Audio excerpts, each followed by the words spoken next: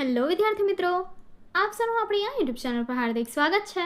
આજે હું લઈને આવી છું ધોરણ 10 વિષય સંસ્કૃત પાઠ 4 જનાર્દનસ્ય પશ્ચિમ સંદેશમાં સ્વાધ્યાયનું સંપૂર્ણ સોલ્યુશન.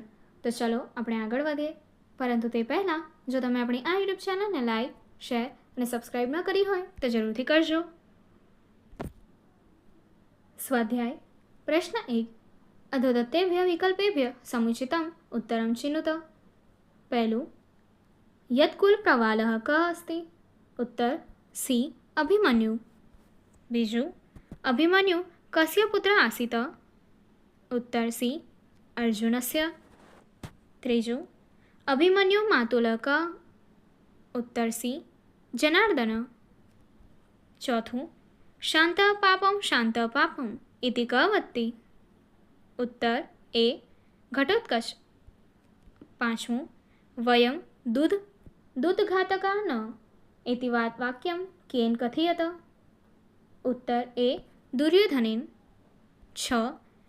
ચક્રયુધ કः? ઉત્તર બી જનાર્દન. 7. ભવन्तઃ અપિ કૃતરા? ઉત્તર સી રાક્ષસેભ્ય. 8.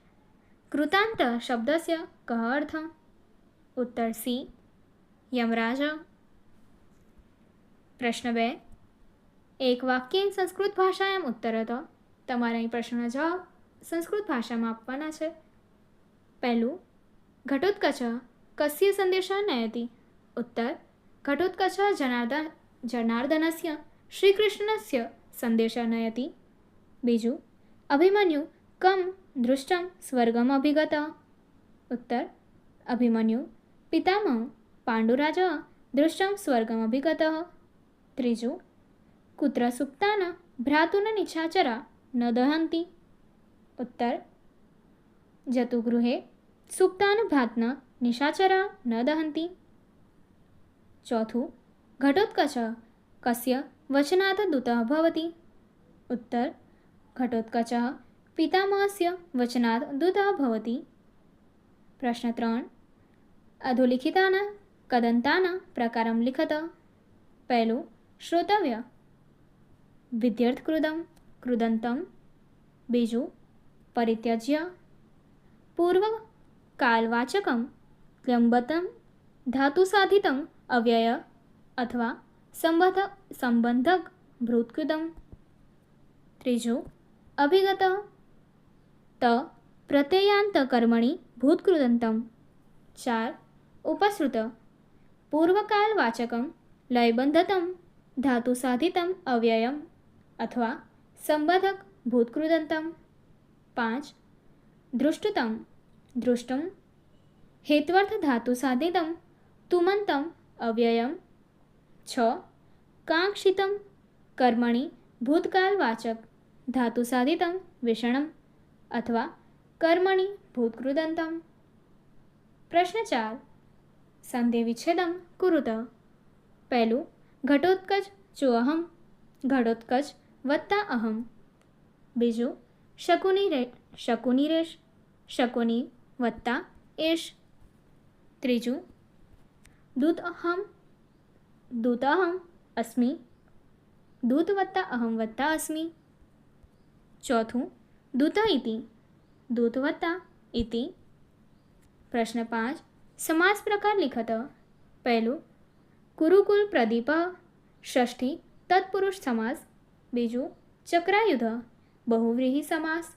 ત્રીજું, પુત્ર શોક સમુત્થિત ષષ્ઠી તત્પુરુષ સમાસ તૃતીયા તત્પુરુષ સમાસ. ચોથું, ધૃતરાષ્ટ્ર બહુવ્રીહી સમાસ. પ્રશ્ન 6. રેખાંકિતાના પદાના સ્થાને પ્રકોષ્ઠાત ઉચિત પદમ ચિત્વા પ્રશ્નવાક્યમ રચયત. પહેલું, ઘટોત્કચ પિતામહ અભિવાદયતિ. ઉત્તર ઘટોત્કચ કમ અભિવાદયતિ? બીજું, ત્વમ યુદ્ધાર્થ ન આગતઃ. ઉત્તર ત્વમ કિમર્થ ન આગતઃ. ત્રીજું, વયમ દૂધઘાતકાનઃ. ઉત્તર વયમ કીદૃશાનઃ. ચોથું, જનાર્દનસ્ય પશ્ચિમ સંદેશ્ય શ્રોતવ્યઃ. ઉત્તર કશ્ય પશ્ચિમ સંદેશ શ્રોતવ્ય. પ્રશ્ન 7. ઉદાહરણ અનુસાર નામરૂપસ્ય પરિચયમ કાર્યત. ઉદાહરણ અનુસાર નામરૂપોનો પરિચય કરાવો. વચનાત વચન. પહેલું અશુંભિ અશુ, બીજું શકુને શકુની, ત્રીજું આશયા આશા, ચોથું પિતામહ પિતામહ, પાંચમું રાક્ષસેભ્ય રાક્ષસ. આગળ પ્રશ્ન 8. ધાતુરૂપાણામ પરિચયમ કરેત. ધાતુરૂપોનો પરિચય કરાવો. તમને અહીં આપ્યું છે મૂળ ધાતુ અને ધાતુરૂપમ.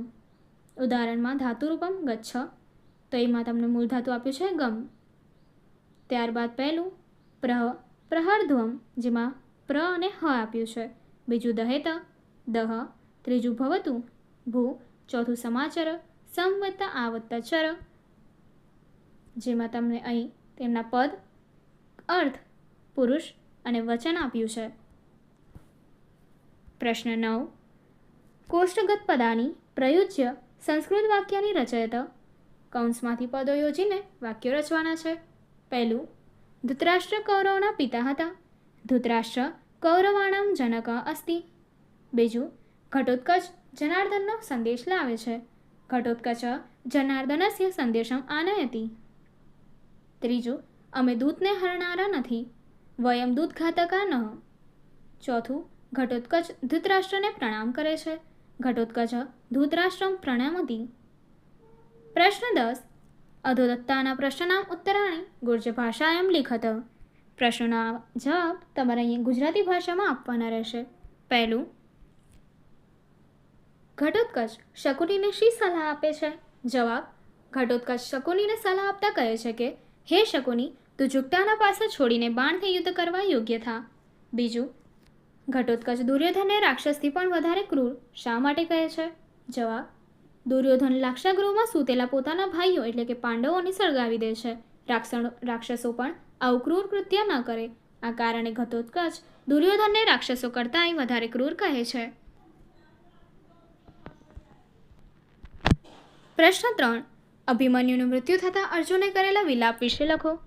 યુદ્ધના મેદાનમાં અભિમન્યુનું મૃત્યુ થતાં તેના પિતા અર્જુન વિલાપ કહેતા કહે છે, હે પુત્ર, કુરુકુળના તેજસ્વી દીપક, હાય વત્સ, યદુકુળના અંકુર, તારી માતા સુભદ્રાને અને મને છોડીને પિતામહ પાંડુરાજને મળવાની ઈચ્છાથી તું સ્વર્ગે સીધાવ્યો છે. પ્રશ્ન 11.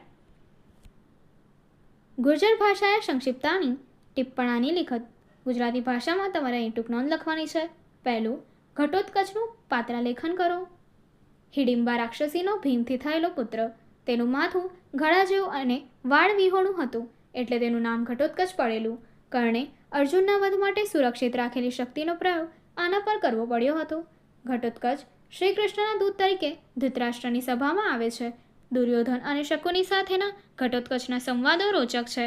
કવિ ભાસે રાક્ષસીના પુત્ર ઘટોત્કચના પાત્રનો ઉપયોગ કરીને પ્રેક્ષકોના માનસ પટલ ઉપર દુર્યોધનની રાક્ષસી વૃત્તિ પ્રગટ કરવાનો સફળ પ્રયત્ન કર્યો છે.